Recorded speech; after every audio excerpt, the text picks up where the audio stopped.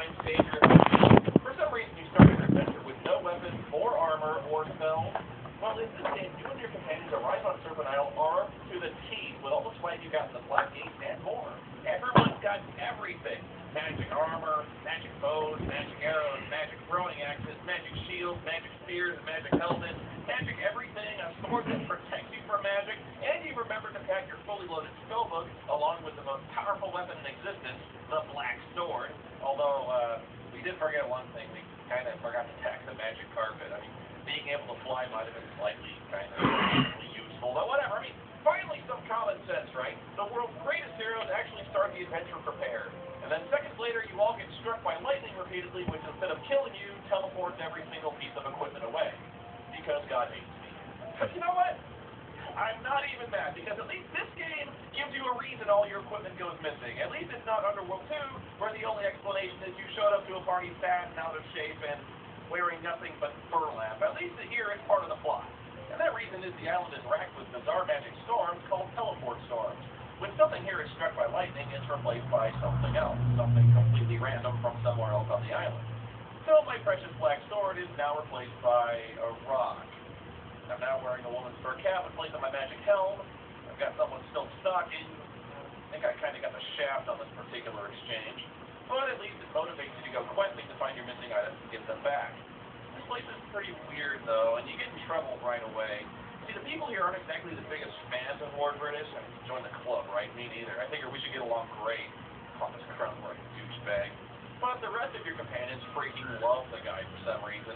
Even when it becomes clear that everyone else on Serpent Isle hates British and has basically demonized the guy historically, your boys just carry on raising toasts to the idiot, singing songs about him in bars, which gets you arrested and put on trial for treason almost immediately. Why did they hate the guy? Well, back in the DOS era, before we had more than 3 colors in our game, Lord British wasn't the only sovereign around. The land was called Samsaria back then. Remember all those other kings in Ultima 1 who had their own captive princesses?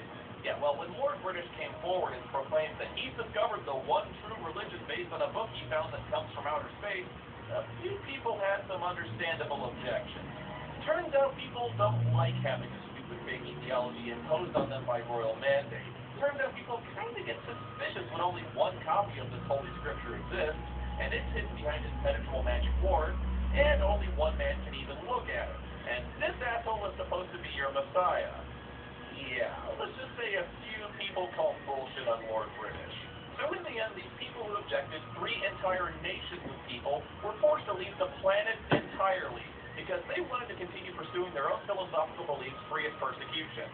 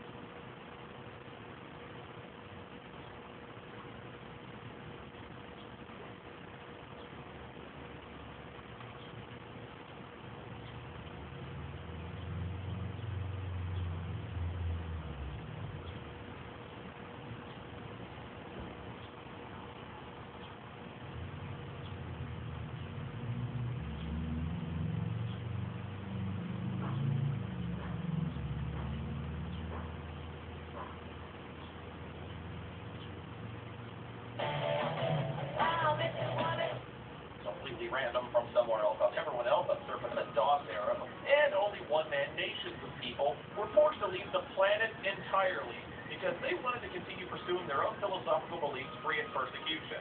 Still thinking more British than the good guy, he declares himself king over the entire planet, crushed all resistance before him, creates his own theocratic monarchy, and instead of tolerating any other form of worship or religious belief in his domain, forced thousands of people into extra-dimensional exile.